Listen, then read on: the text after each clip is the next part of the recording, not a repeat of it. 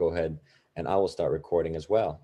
And yeah, I guess you ready to go? Excellent. Let's rock. Let's rock. John Lamb Lash.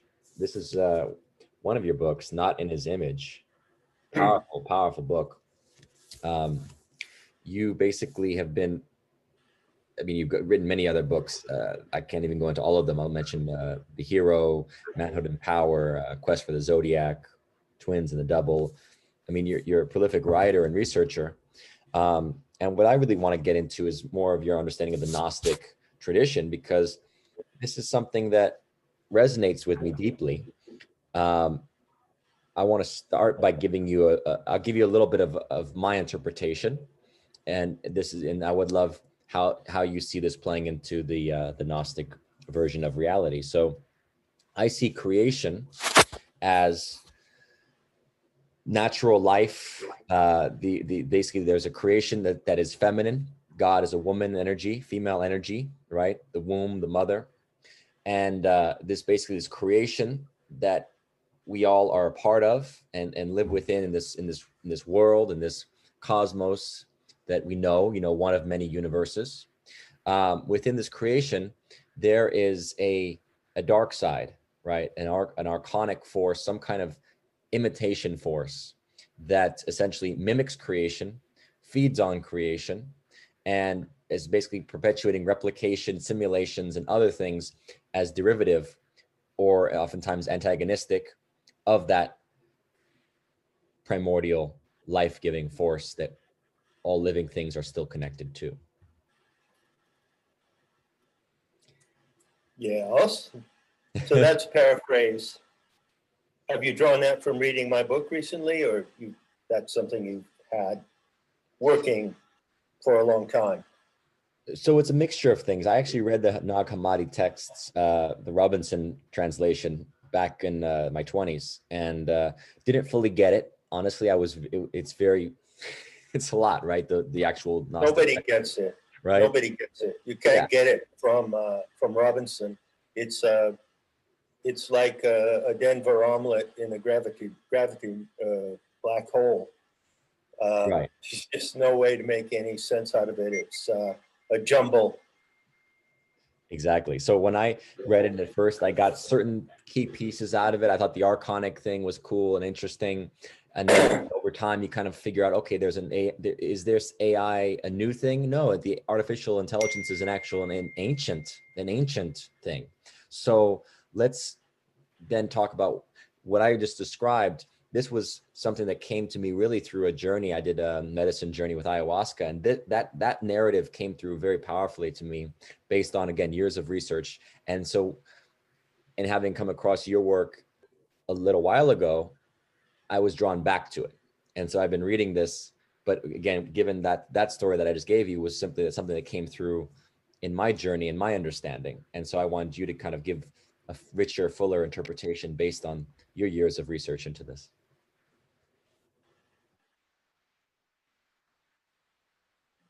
In the first place, Gnostic cosmology is a highly rigorous and specific description. It's not metaphysical, it's not vague. Basically, the sacred narrative, which contains the cosmology in a descriptive form, gives the account of an event that happened in the galaxy in which the solar system is located, very specifically. So it is assumed in the Gnostic cosmology already that the universe exists. By the way, on that note, I'd like to say that in my syntax, the universe with a capital U means everything. There are no multiple universes. There's just one comprehensive universe. Then in that universe, physically, materially, there are countless billions of galaxies. And in some of these galaxies, there are planetary systems, and we are in one of them. So that is the specific setting. It doesn't make any grand statements about the origin of the universe as such. It talks about something that happened in our galaxy, okay? And so you can carry that those specifications forward to the picture of the Archons. According to that material at Nag Hammadi, the Archons are unique to this solar system.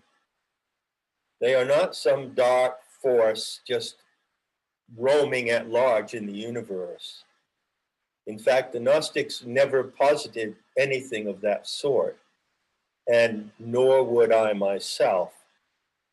Now, I take it that you're something of a psychonaut, if you don't mind using a quaint old term. So, psychonauts explore the universe and they explore consciousness, correct? So, they were psychonauts and they were able to detect the presence of these exobiological extraterrestrial entities, which are parasitical in nature.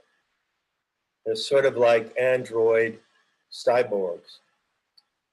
And if you're getting through my book, I don't know how far you might be in the reading of it, but I make it really clear, and I always have from the beginning, that the Gnostic material, you have to go through it with a really fine-tooth comb, and not just once.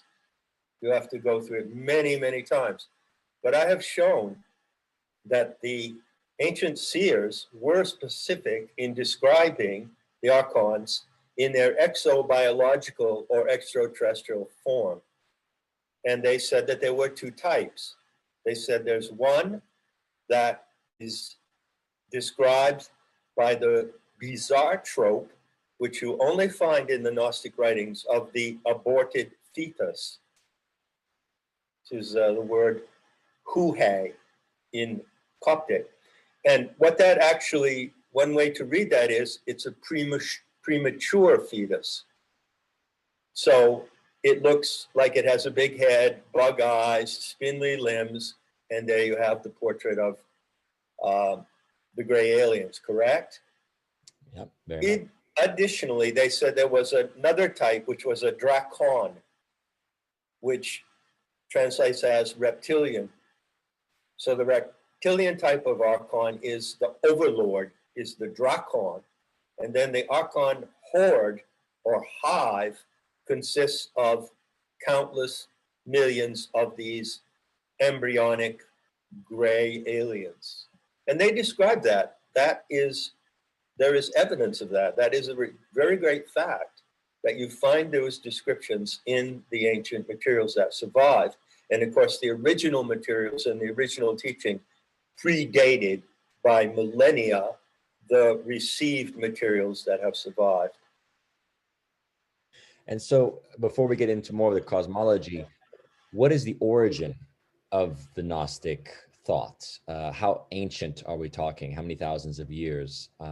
What culture basically gave birth to this understanding?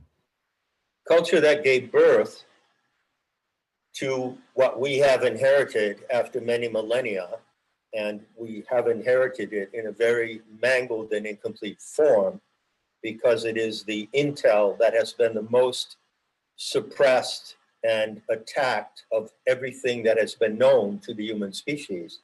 But if you want to go back to the taproot, it goes back to Aryan Caucasian peoples in the Caucasus Mountains and on the Urmian Plateau of northern Iran.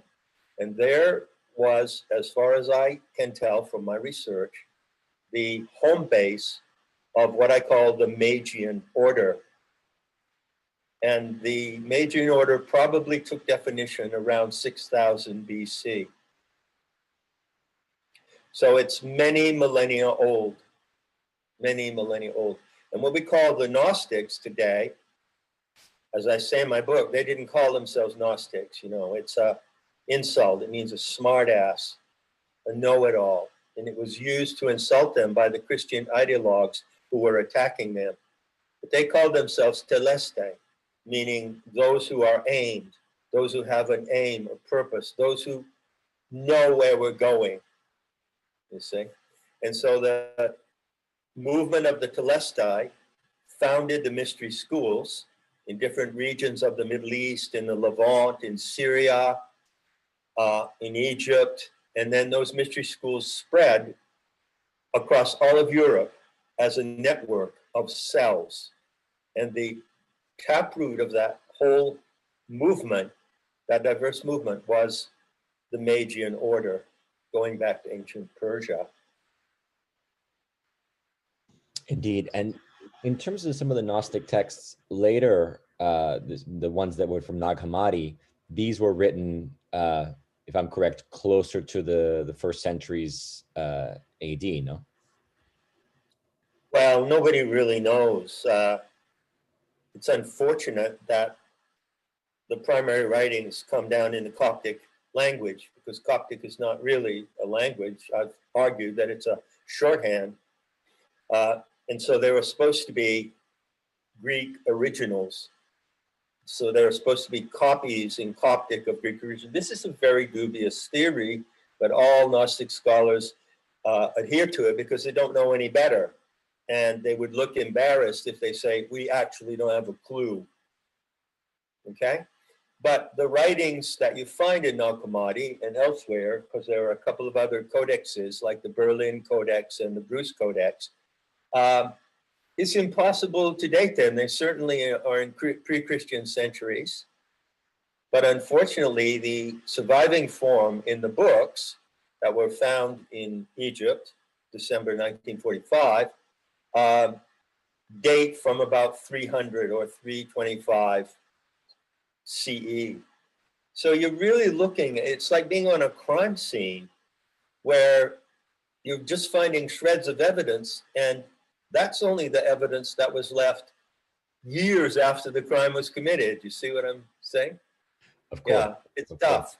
You have to be a real bulldog detective to get into the core of this Gnostic material. So going back to the cosmology now, as I was saying, my understanding is that this life-giving principle is a feminine force, right? The Sophia is called in Gnosticism. And essentially this life-giving principle, it can be personified by Gaia, let's say, if we want to say Gaia Earth, the mother womb of creation as we know it in our cosmos.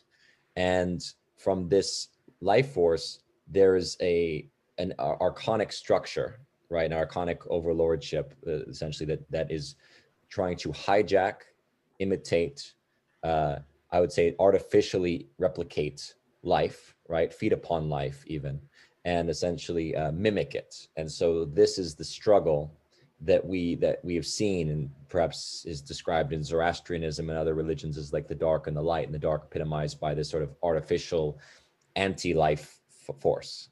No?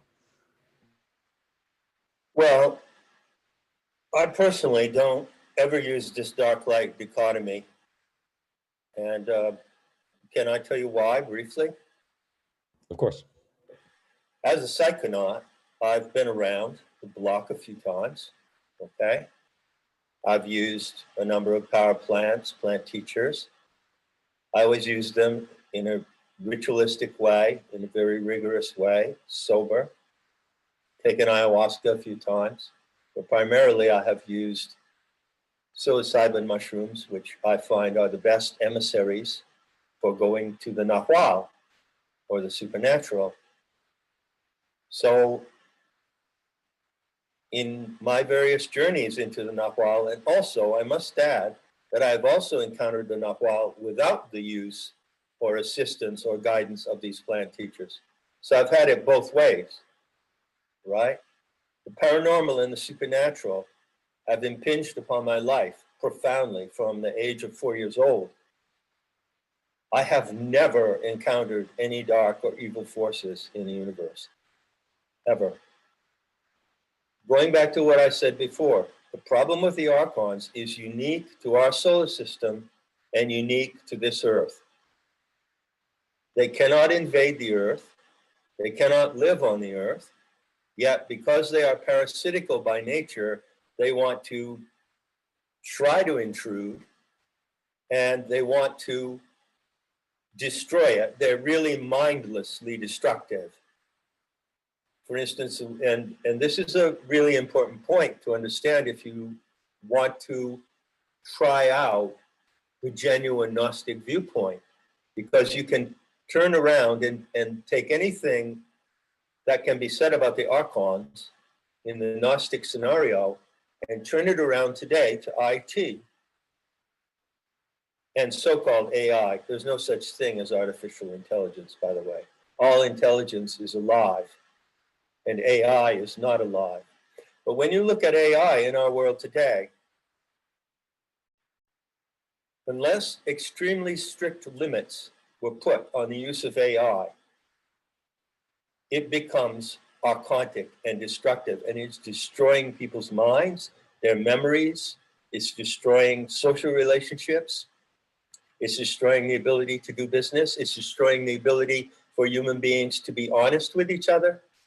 So you see in the presence of IT, informational technology, computers, you actually see the presence and impact of the archontic mindset.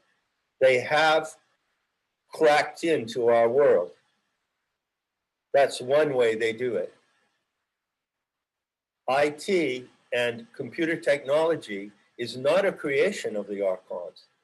It's created by human beings, obviously, and we know who they are. You know, Norbert Weiner, Claude Shannon, the people who laid down the algorithms for all that we're using right now.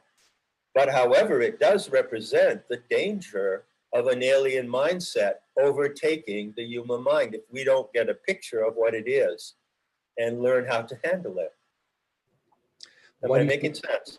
Yeah, but I guess what confuses me is you say that you haven't seen a dark force, but you speak of the Archons as essentially a parasitic force that could be described as dark. No? Well, if you want to, that's my second point I want to make. It's just we won't quibble about semantics. But I really don't like this idea that dark is something bad. I'm a creature of the dark. I love the dark. I'm someone who many people consider to be perhaps the only living person today who can read the sky and read the constellations. I've spent a great deal of my life in the dark. And so metaphorically, you can say dark means evil, dark means bad, but can you see, I don't like that. And also, as I said, as a psychonaut, the universe is founded on love. It's an expression of love. There is no Zoroastrian cosmic battle between light and dark in the universe, as far as I can tell. Maybe I missed that memo. Okay, no, I hear you, and I agree with you in the dark. It's a bad metaphor essentially, but we're talking about the chaotic, destructive force of the archonic nature and the archonic feeding upon life and negation of life, right? And the idea of even, as described, the idea of the Yaldabaoth, right? The sort of the demiurge that essentially tries to hijack creation, right? However we want to describe this factor, certainly seems to have played itself out throughout human history and still does in terms of taking us away from the life-giving principles, right? And the life-affirming practices, and to become caught up in these structures that often. Well, I could answer that in two ways. First of all, Yaldabaoth is a strange name you only find in the Gnostic writings. They also call him Samael or Saklas, fool, blind one. Why did they call him that? Why did the ancient seers add those terms? What are the connotations of those terms? The base, extraterrestrial base of the Archons is Saturn. And you think of it as a radio station. So they broadcast from Saturn. Now, the Yaldabaoth is sort of like the main broadcaster. It's the center of the archonic hive mind. They do have a mind, but it's more like an insect mind. They're like insect cyborgs. And many people have encountered them in the twilight zone of ET encounters. Because as I point out, this is a bit of a digression because I want to make my second point about the Archons. As I point out, the Gnostics warned us about their powers. And one of their powers is called Hal, which literally means virtual reality or simulation. So they can project themselves into the human psyche and appear as if they are here in our environment. by using how. In fact, the people who have had these close encounters and these abduction experiences, which are actually described in the Gnostic text, it's as if you had put the headset around them and they were in a virtual reality mode. The Archons can do that, and they have done that. They have been intent upon breaking into this experiment we're in on Earth and destroying it for millions of years. And it was only until quite lately, recently, in historical time, that they did succeed in hacking into the human species. And this was a particular event at a particular time involving particular people. Okay? So they have hacked in. It's a neuronal hack. It's not a genetic hack. They haven't hacked into the genome. Mm-hmm. They've hacked into the actual neuronal circuitry of the human animal. This they have done. And so there are those in our midst today, in our midst, who are archontified human beings. They're actually running on the alien mindset program. And you know that from their behavior, which is predatory and parasitical. It's not a big mystery. It looks complicated when you're walking around the sides of it, but the more you get into the center of it, the simpler it is.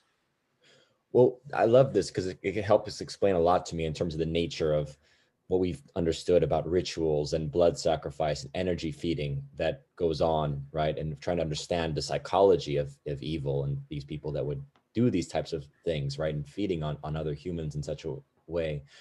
So again, if it makes sense if it's an archonic force, but when did that occur? When did that hack occur? Around 1800 BC. And what does that look? What did that look like? How do we know that was the time? Well, that's my intel. You can take it or leave it. I'm not saying it off the top of my head that it's something I invented. I've done a lot of research. The best I can say is that on the basis of the research I have done, combining historical research with psychonautic investigation, I've determined that this event happened at this time in a certain way. And there are clues not only in the Gnostic material, but in other Middle Eastern mythologies as well. And even the Bible itself, if I may dare to mention such a sacred text, you know, being a heretic, I shouldn't even be allowed to talk about things like the Bible. But even in the Bible itself, it describes the encounter in which this hack occurred. So one interpretation, right, would be that Yaldabaoth is the unnamed god that essentially takes Abraham as his chosen lineage, right? But it also is curious because this is the god that says, don't sacrifice your child, unlike other previous other gods that have perhaps asked for human sacrifice, right? Sacrificing to Moloch and other so-called gods or entities, right?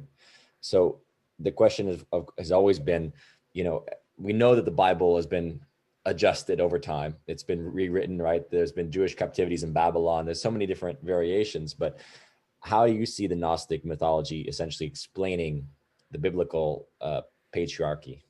You don't even have to go there if you keep to the Gnostic standard. You don't even have to go there. It becomes a shaggy dog story. Hearing about, oh, does Yahweh demand sacrifice? Does he not? Yes, no, this, that, and the other. Oh, he was going to sacrifice his son, but it was only a token thing. And in the end, well, he really didn't, or really did he? You know, you don't even have to go there. All you have to know is that the Gnostics warned that the Archons lie.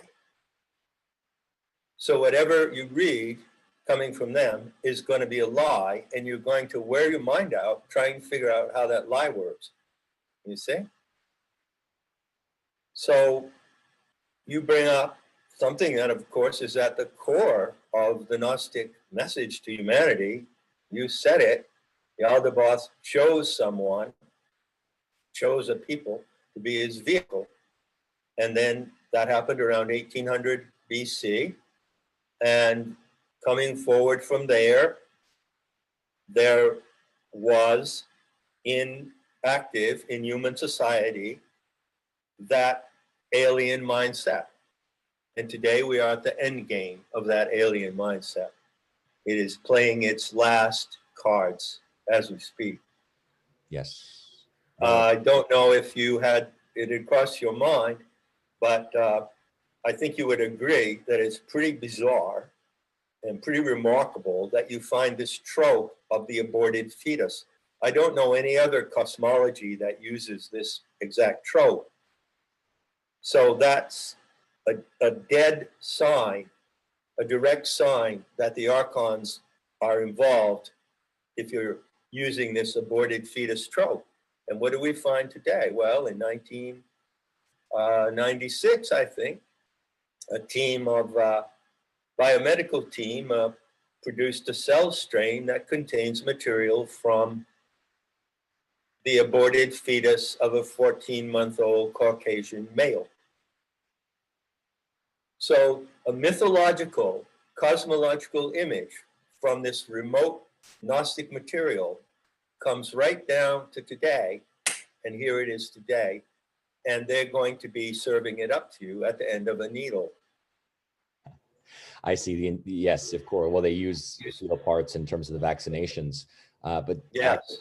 So this gets me to the question you mentioned that they have not affected our genetics, but do we not read then into the Anunnaki stories of the Sumerians that they were involved in tampering these? Was it not an archonic force? Was it something else that was involved in tampering with human DNA and claiming that they created us? I don't believe that they created us, but they certainly could have done some effect upon our DNA at that time period, no?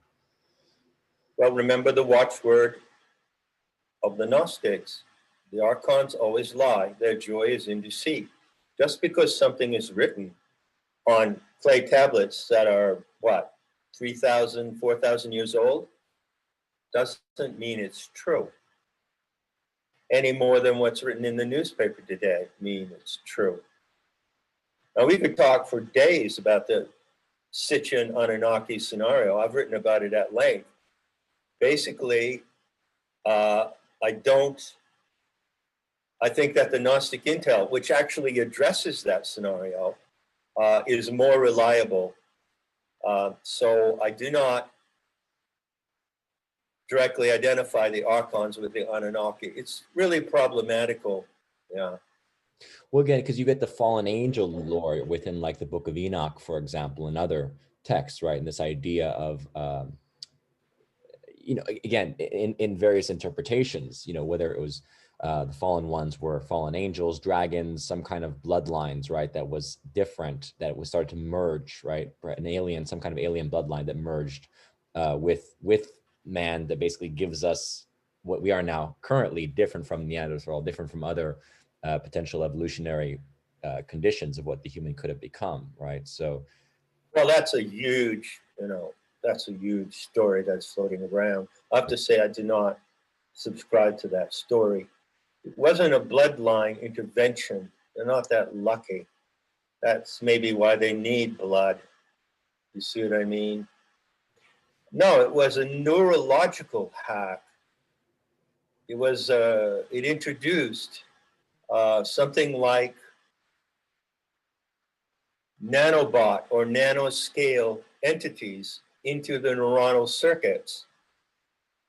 And they take over the entire, they capture the entire neuronal circuitry. So in the ideal case of the success of the Archons, there would be a human animal standing in front of you, human being. I always say human animal, bear with me. And it would, in fact, not be operating like a human being, but would be working from a broadcast radio beam from outside this planet. A remote control. This is what they warned about. Sure. But then why do they need energy in the sense of human energy feeding, magical ritual energy feeding, let's say blood feeding, right? Actual blood sacrifice. Why do they need that?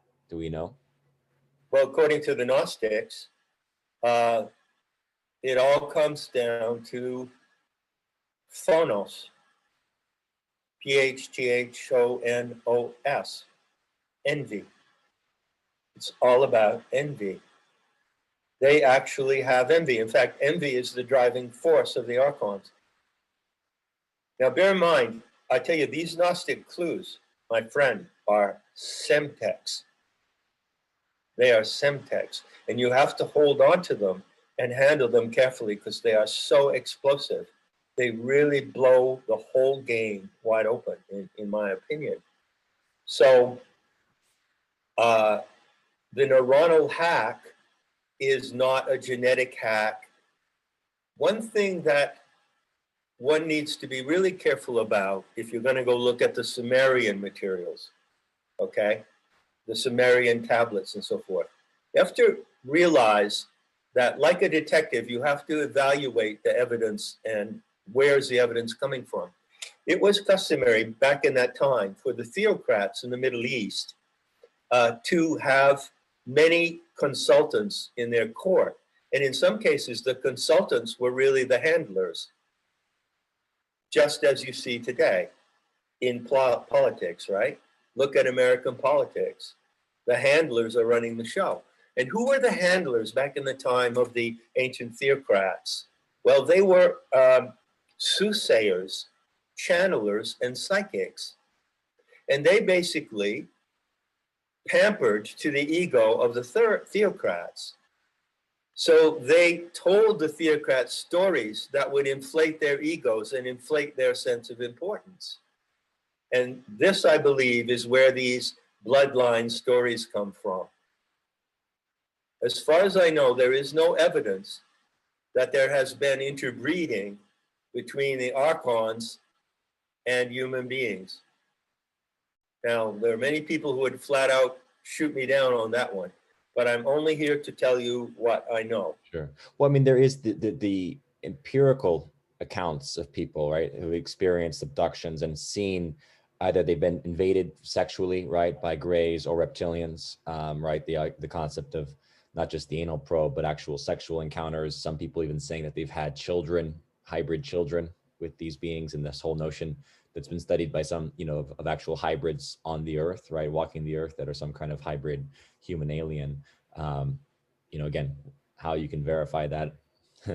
It's very difficult. I have never seen convincing evidence or verification of that. Obviously, there's a lot of rumors floating around. But so what if it was true? What does it prove? How does it help? What difference does it make? Everything that the Gnostics taught, if you bring it forward today and restore it carefully and handle it correctly, goes right to the core of the problems we're facing today. And it's actionable and relevant, in my opinion. Indeed, deception is a critical understanding of what these archons are about. Do we understand their origin? Because again, if we look at it as some kind of deviation from life, is it the one? You know, wasn't Samael or Yadubwath the one-eyed god, almost like the symbol on the Illuminati symbol, right? The one eye. Is that them?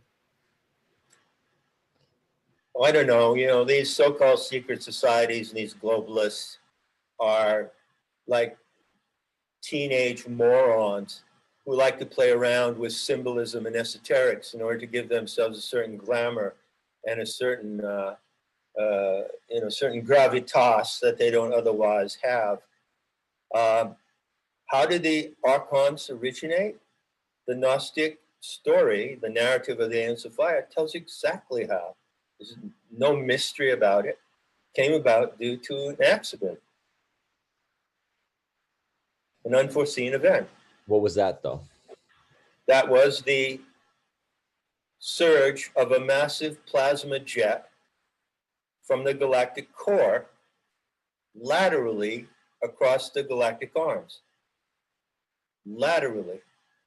Now, if you look at modern cosmology today, for instance, the EU electric universe plasma cosmology people, whom I find have some brilliant things to say, you'll find that they talk about plasma a lot. And they will show you, not photographs, but actual like artistic simulations of massive plasma plumes erupting from the core of a galaxy. But they always show it erupting vertically. And the fact that it would erupt vertically, which is, would go into intergalactic space, but if it erupts horizontally across the galactic limbs, it goes into intragalactic space. And that is a very different story, because the plasma plume, the eruption, then meets the material that is in the galactic arms. If it erupts vertically, it doesn't. And so the Gnostic myth, which I say describes an event that actually happened in this galaxy, says that there was a massive plasmic plume eruption, and that when it spread across the galactic arms, it reached a certain point where it impacted the material in those galactic arms. There is no such material in the galactic core. Completely different dynamic. And when it did so, it spontaneously produced the Archons. The origin of the Archons is not, to a Gnostic as myself, I don't even think about it anymore. I know what it is. I have the explanation that is adequate, provable, can be verified by looking at science, looking at mythology, and that's it. You can know. A Gnostic is someone who knows, not someone who believes or supposes or presumes. But it's a discipline.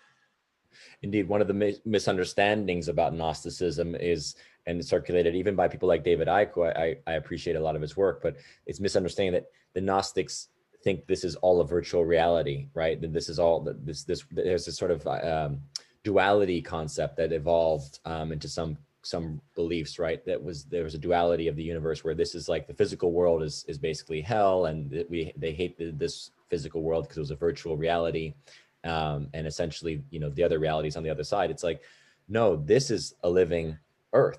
We're living beings, right? This is not artificial. There is the archonic thing, which is trying to perhaps create virtual realities to try to entrap us within virtual realities, right? To take us out of the living universe, as I put it, to create an antiverse almost, right? Exactly. Yeah. And they cannot succeed because all they can actually do is destroy what they would wish to replace, you see. I'm really glad you brought this up because, unfortunately, David Icke and others, such as my friend and colleague from days back in London, Graham Hancock, and this is really unfortunate, and I don't know if they're just stupid or if they're doing this intentionally, but they peddle the patristic misinformation about Gnosticism. That is to say, the description of what the Gnostics believes that came from the church fathers, their worst enemies.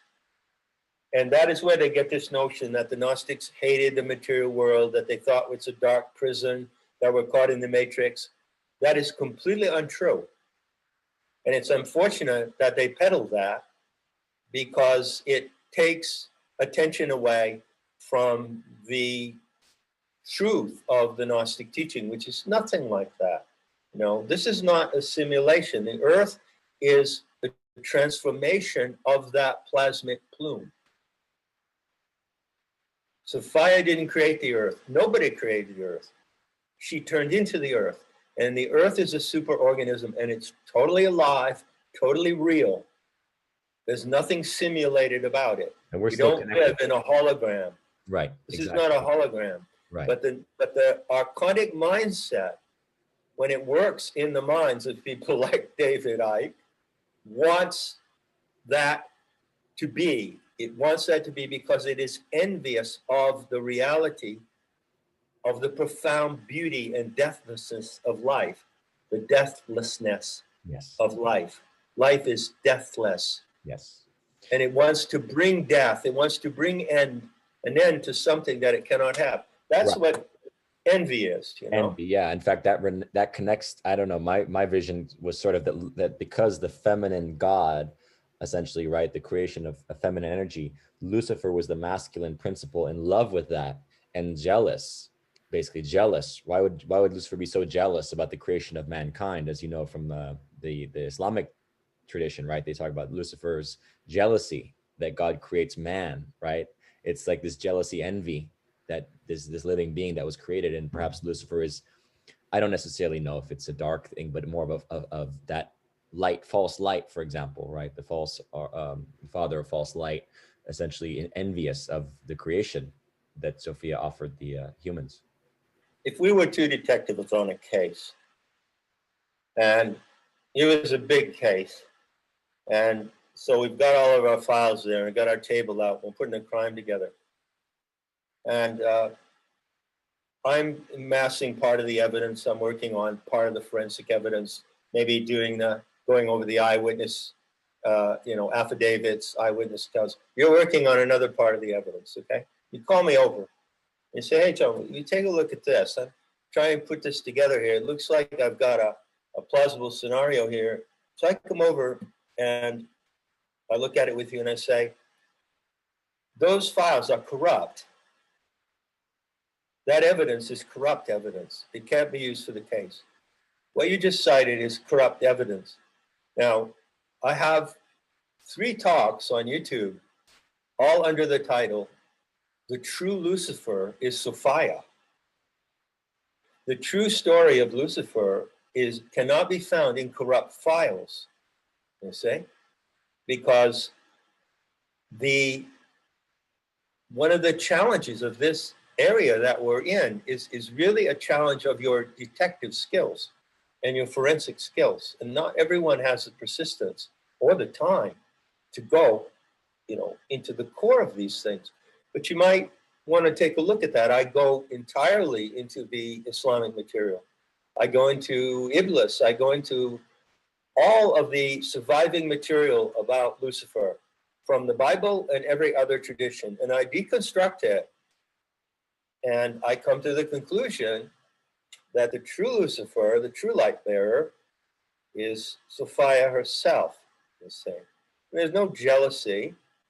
I don't know about this story about Lucifer being jealous because God had created humanity. Some myths are toxic. You have to handle them with rubber gloves. Mm-hmm. Very well put. Yeah. Well, speaking of the myth of, myths in general, we can talk about the Christ figure, Jesus. Now, he does appear in the Gnostic literature, right? I mean, there is a principle of a Christ figure, no? Not as a redeemer. I've written at length about this. Yeah, you can read that into it, and you can also make a case for what is called Gnostic Christianity, and many people have. Okay? You can read the Gnostic materials. I've compared them to a Lego set. You can take that Lego set and you can make a big grizzly bear out of it. You can make a Martian. You can make a tank out of it. That's what you can do with the Gnostic materials. As I pointed out at length, and I do this in Not in His Image and elsewhere, you never find the word Christ actually written in Nag Hammadi. What you find is a shorthand. And the shorthand consists of 3 letters. CH, okay, which is 1 letter in Coptic, an R, and an S. So it ends with an S. Now, I've shown that how you're going to decode, this is what is called scribal shorthand, scribal code. So it's always written in a scribal code. Now, you can translate it as Christos.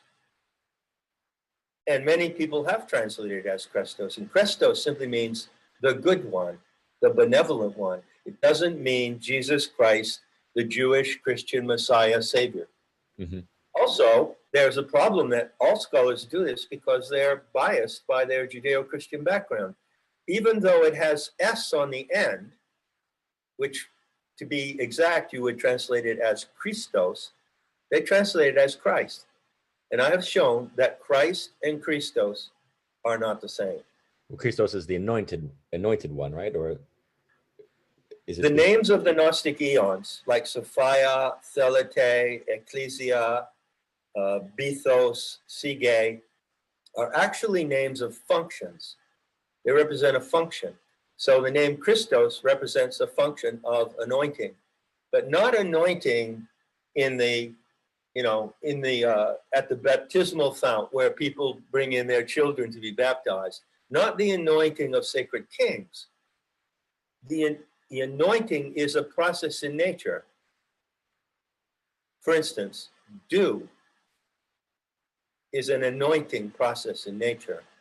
The formation of cells, of human cells, is a process of anointing because the cells have porous membranes and liquid passes back and forth.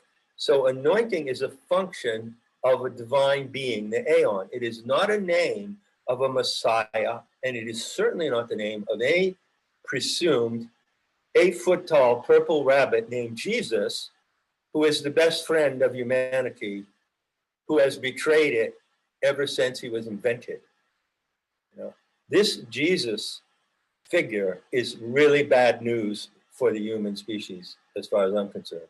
I think I've made my view on that clear more than once. Sure. I mean, look, there's a great book from my friend Joseph Atwill about Caesar's Messiah and how the Caesar Flavians. Oh, the Flavians wrote it. Created by the Flavians, exactly. Josephus being a historian, a Jewish court historian for the Flavians, and he's the first one to mention Christ. So, or maybe one of the only ones really in the first century to mention him. So, the idea of this Christos, but there's an energy of anointing. There's something powerful in terms of the Gnostic idea of what does the Christos represent in the Gnostic interpretation, let's say? Something very specific. Mm-hmm. The Gnostic myths, creation myth, if you want to call it that, although they don't talk about creation, they talk about emergence, emanation, and dreaming, but not creation. So the Gnostic myth says that the human genome, of which you are an example, you and I sitting right here, we are products, we are iterations and derivations of the human genome, was designed in the center of this galaxy in the form of a nucleic plasm, which was coated with 7 powerful properties or abilities. And that when it was designed, the genome was designed by 2 aeons of divine beings in the galaxy, Sophia and Thelete. So there was a male and female, those are our divine parents, according to the Gnostic view, right? Once it was designed, it had to be sealed because the procedure of the aeons, when they design a genomic plasm, when they design a new species, whether it be a human-like species or animal species, is that they project it outside of the core of the galaxy so that it floats out into galactic space and it can seed itself in different worlds. And that is how different species appear in different planetary systems. This is the picture. But in order for them to do that, there is a routine function of sealing. That's what anointing means. Chrismation. It means to seal something so that it remains, its properties remain intact. And then when that seed, that genomic seed, drops into a world, into a favorable habitat, it can grow and emerge. That is the role of the Christos and the sole role of the Christos in the Gnostic sacred myth. That's it. So in terms of how to basically defend ourselves against the Archons, there does seem to be, we are multidimensional beings, right? We have light bodies that we can't see maybe to the naked eye, but many traditions have talked about this and working on activating it, right? Our Kundalini energy, our chakra system. This seems to be very much what the Archons are feeding upon, right? In terms of their agendas, very much to feed upon it, to try to manipulate it, right? And then our job is to essentially activate and come into our fuller lighted potential. Well, there are two great deterrents to the Archons. In the first place, Kundalini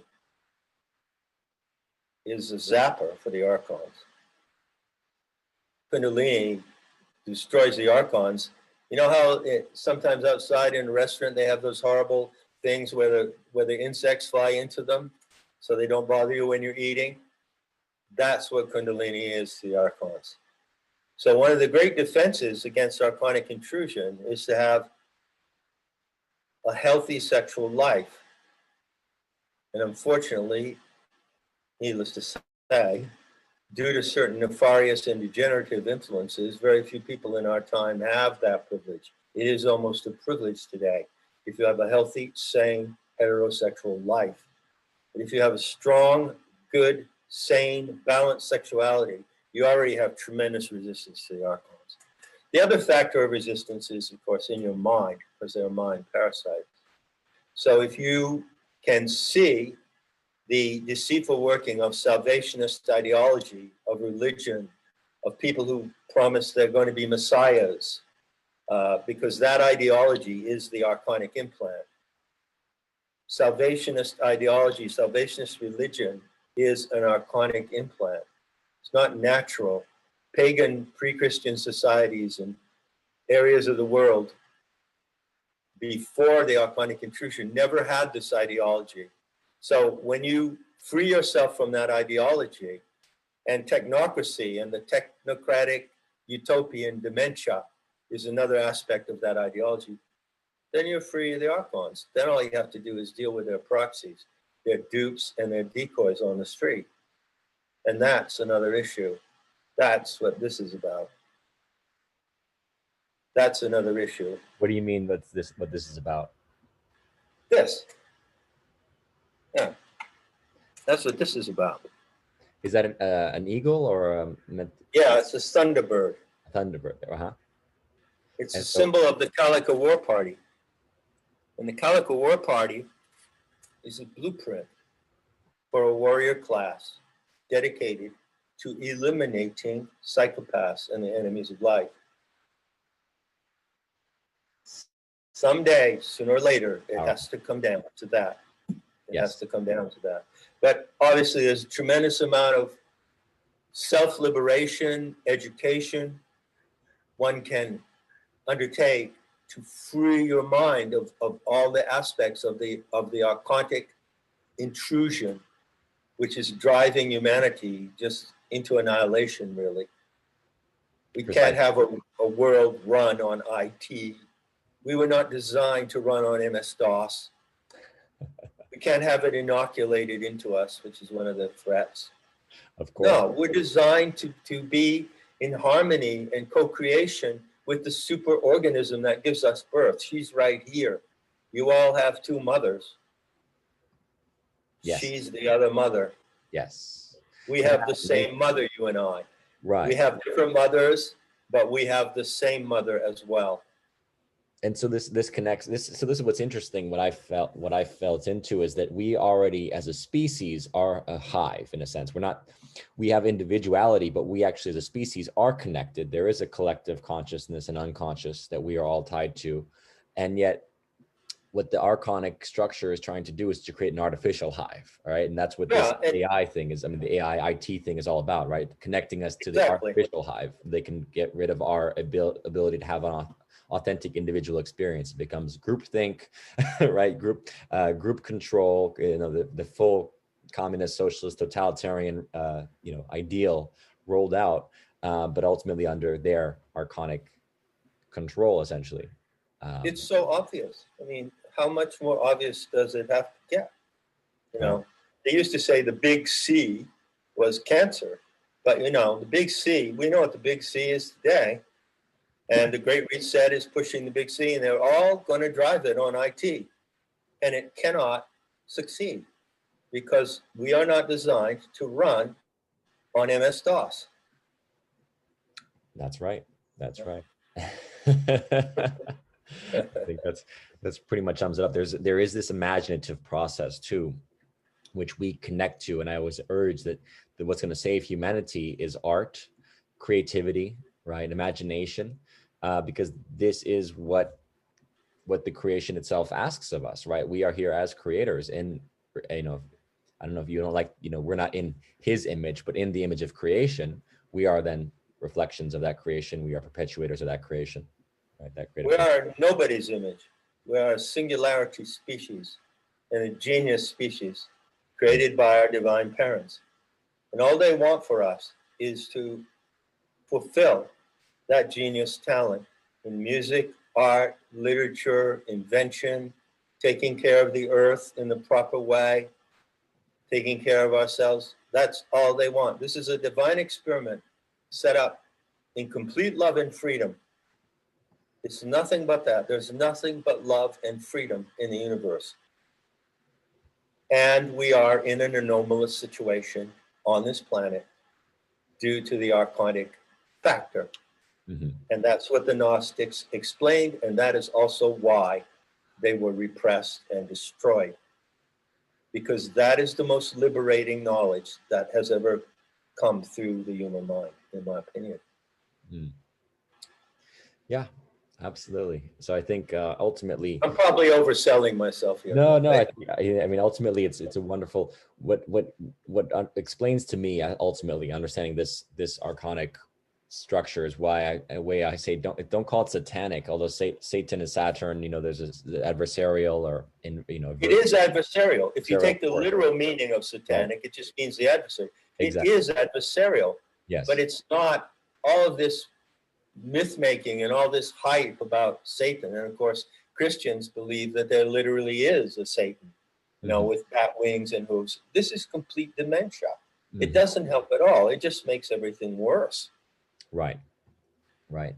But then, it's like interesting that those that would profess themselves to be Gnostic or in the Gnostic tradition, like maybe the Aleister Crowleys of the world and others, are actually feeding into the archonic structure of ego and individual, egoism, right? And individual willpower. So essentially they believe that, they may throw off the Christian tradition of the Catholic Church, which has its own issues, but then they throw themselves into something that is essentially all about the ego's will, but ultimately losing themselves to these overlords, essentially. Yeah, it's a narcissistic power trip, and it's really boring. I find it extremely boring. Exactly. I mean, Crowley was a sicko, man. He was a perverted sicko. And there are so many, who want to play magic.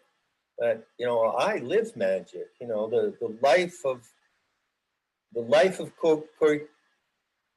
co-creativity with the power of the earth, with the living presence of the earth, the life of collaboration with her mind.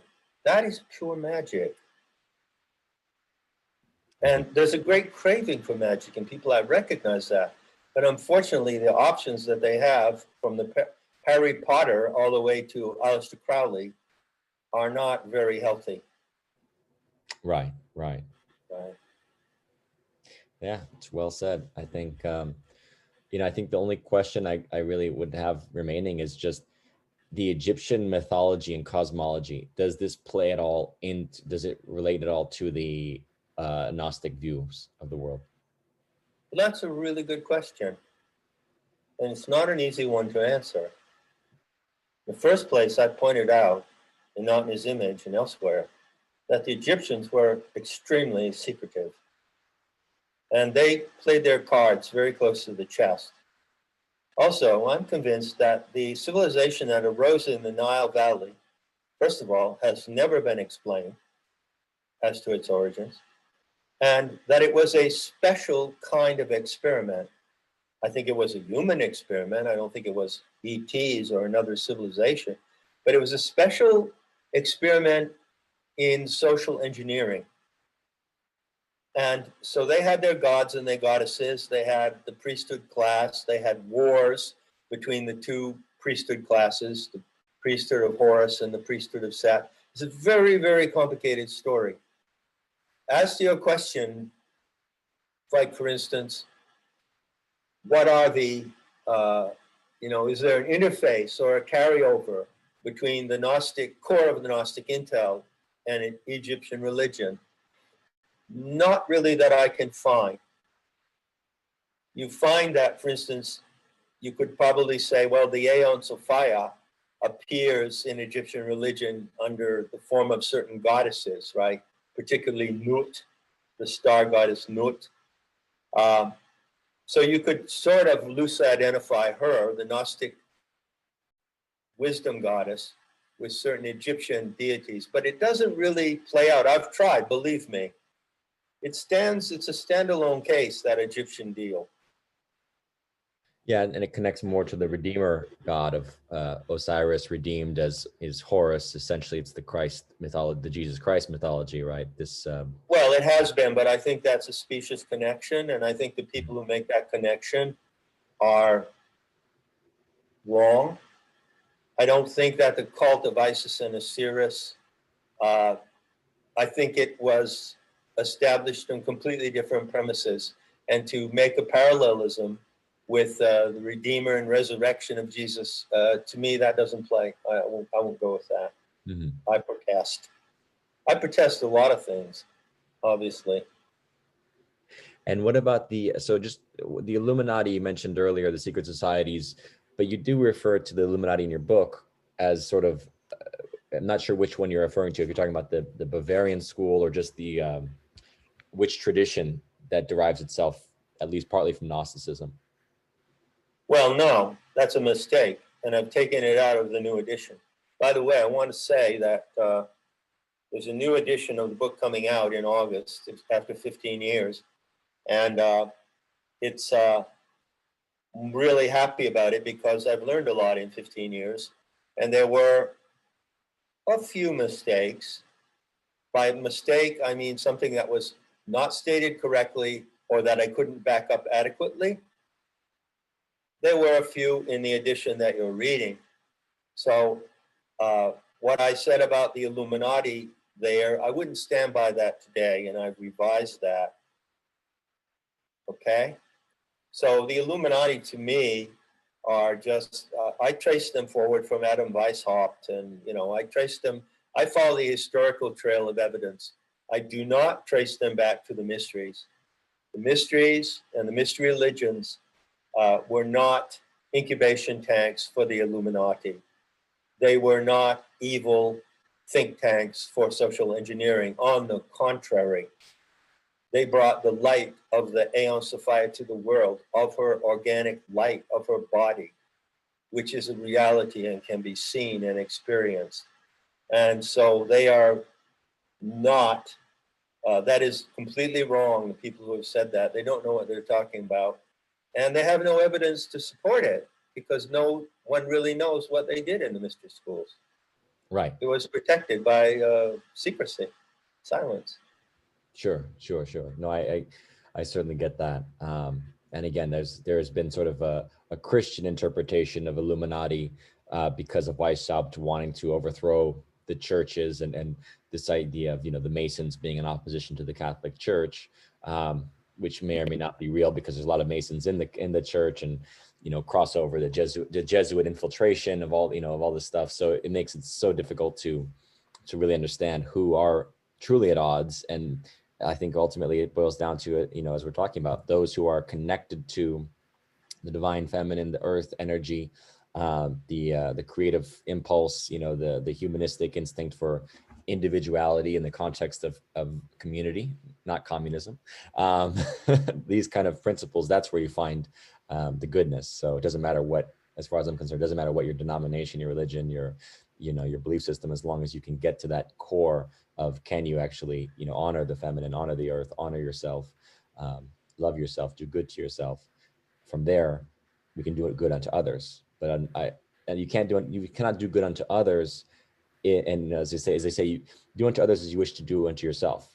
The problem is a lot of people are so sociopathic or controlled archonically in a way that they're doing unto others that same sadomasochistic, worldview that they have or that they feel inside of themselves. So they're not doing good to themselves first and foremost, and honoring themselves as you would honor yourself as this. That is exactly right. There's a chapter in Not in His Image called A Unique Message of Love.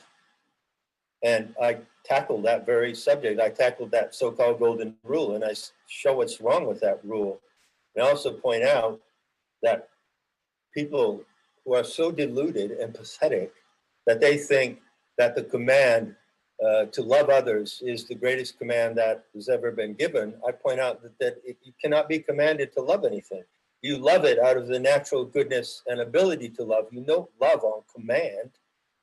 And I also point out that, that rule just doesn't work. I really go into depth in that. And I never give up. I mean, I really am insufferable. I hate all religions, all of them. And there are people who say that. Doesn't mean I hate the people that adhere to those religions. Okay? I'm talking about I'm a man, a philosopher, and I'm talking about ideology and belief systems. And anyone who adheres to this Christ Savior, Jesus is my best friend belief system is betraying their own humanity. And I recognized that when I was 14 years old. And that's one of the things that motivated me on my quest and motivated me to write Not in His Image.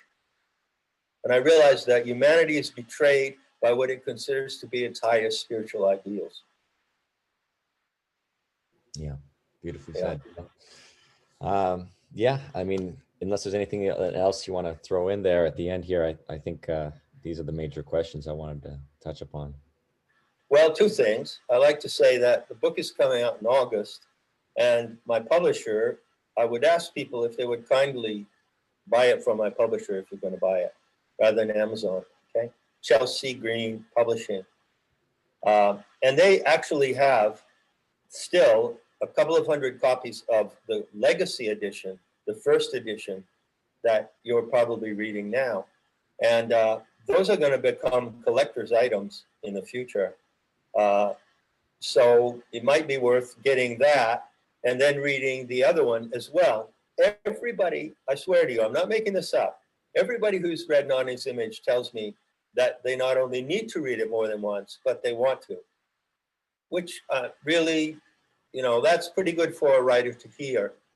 It makes me want to dive. I mean, honestly, I've loved it, and I want to dive into the original text now, and just I want to gobble up Gnosticism more and more. It's going to be an interesting subject for me for the next year, I'm sure. Well, on my school, Nemata, is an online mystery school. I have my commentaries on the Nag Hammadi codices. I've written commentaries on them, so you might want to look in that direction because I'm the only Gnostic scholar who's not peddling the Judeo-Christian bias. I'm talking about Gnosticism as a Gnostic, as an underdog, as a heretic. So you might find that, you certainly would find, that my commentaries are different. And last thing, if I might dare to venture something, I was looking over something you said in your email, and I thought, oh, cosmology, something that you had on your mind, and I thought, I wonder if he's going to ask me about the origin of the universe. I thought the Gnostics didn't have the origin of the universe itself. They talked about the universe and the Earth, and basically the creation of our solar system, or our Earth, right? Beginning. Yeah. I understand they actually had a theory for this. No, the Gnostic narrative, the sacred narrative, is about our galaxy, one of billions, and our planet in this galaxy. But sure, they knew about the origin of the universe as well. A Gnostic today knows the origin of the universe. Well, share. Like, the back of your hand. That's a fact. Tell us. Tell you what? About the origin. What is the question exactly? Well, how and why did the universe come into existence? I guess creation itself, reason, just it does, but perhaps the how. It never did. The universe has no origin. Mm-hmm. It's always been. It never began. It has no origin. And neither does your mind that hears me say that. It has no origin either. So in mind, in the purity of mind, we are at the beginning of the universe, which never began, at every moment. At every moment, we're at the beginning. Yeah. Because there's At only every moment. there's only There this are 10. there is only the moment, right? There is only now. No, there are 9 fractal dimensions of time and eternity. Eternity is the perpetual now, is the eternal now. But additional to that, there are 9 fractal dimensions of time. If we weren't in a fractal dimension of time right now, we wouldn't have been able to coordinate with each other to have this phone call. Mm-hmm. Mm-hmm. See what I mean? It's not absolutely real, but it's not unreal either. It's a fractal frame of time, and there are 9 interlocking fractal frames of time. That's called Kali's magic. Just out of curiosity, the Archontic, if they're using Saturn, which is known as Kronos in Greeks, right? Greek mythology, Right. Kronos is time, right? The Lord of Time. Have they been? It seems to me that they've created an artificial construct around time, utilizing clocks and dates and oftentimes ritual, right? That's why a lot of the rituals are done on certain dates. Because they're basically trying to create an artificial conception of time that does not actually congruent with the way Earth creates, as we know, right? Creators, we don't operate, oh, at 9 o'clock, I'm going to invent the wheel, you know, at 10 o'clock, I'm going to think of this idea. We don't operate that way. So that this artificial construct of time is partly an Archontic in invasion or intrusion, I should say, no? Yeah, and what many people don't know, you know who Colin Wilson is? He was a British mind parasites. The mind parasites. He's passed away. He was a brilliant guy. He was an autistic genius. He wrote like 50 books. He wrote a book about time, and I remember him saying in there that it was a British scientist, I think his name was Hooke, who was the first one who established a metronome device that measured a second. So the measurement of time by seconds, which runs everything that we do, is very, very recent, you know. But there's nothing wrong with that as long as we handle it properly. Organic time, even the mother has her own times and seasons, you know. And so there's an organic time. That's where we really live when we're really grounded. And then there are these mechanisms of time that we've created, which are archontic or artificial. Beautifully said. So the universe is just infinite. There is no source. There is no understanding of why. We cannot know it. There is a source. Of course you can know it. I just told you. It has no origin, and neither does your mind that understands me to say that. So the mind is the universe. So no, the mind is not the universe. The mind is present to the origin of the universe. The mind is a lens to the origin. The origin is always there. What we do in Gnostic practice is we go back to our local origin, to our local and immediate origin, and that is the earth. So Gnostic practice, which you may know, is a psychonautic practice in a trance, in an ecstatic trance, goes into the heart of the supernatural, goes into nature, and encounters what the Gnostics encountered, which is the organic light. It's the naked body of the mother. Couldn't we say that the mirror of our eyes is the universe seeing itself? Yes, we could. That's right. It's all present. It's all immediate. Everything depends upon how much you can take. How much pleasure can you take? How much bliss can you take? And can you handle it well? Everything depends on that. Everything is here. And the foundation of the universe is nothing but love and freedom. Nothing but. It's a beautiful place to end it. Good as any. I think it's a good place to begin and also a good place to end. So, um, to be continued. I'd be curious about your mystery school. I would. Well, I'm available. You got my number, Yeah. and we'll see. It's been a good conversation. You said you want it to be a conversation. We didn't put out any memos. We didn't plan it, and it felt pretty good to me. So I'm receptive if you want to keep dating me. Indeed, indeed.